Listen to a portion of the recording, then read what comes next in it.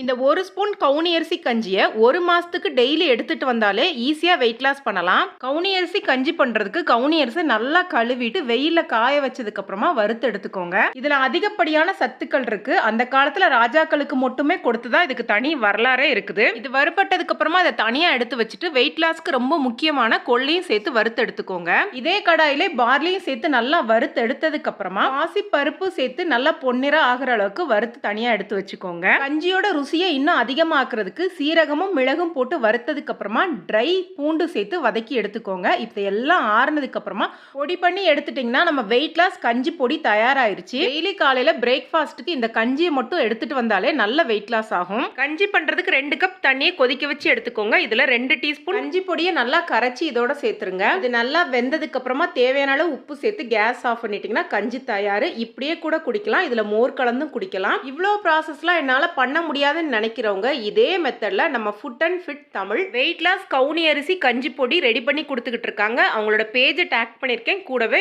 WhatsApp நம்பரும் website டீட்டெயிலும் கொடுத்துருக்கேன். விருப்பப்படுறவங்க கண்டிப்பா செக் பண்ணி பார்த்துக்கோங்க. நன்றி, வணக்கம்.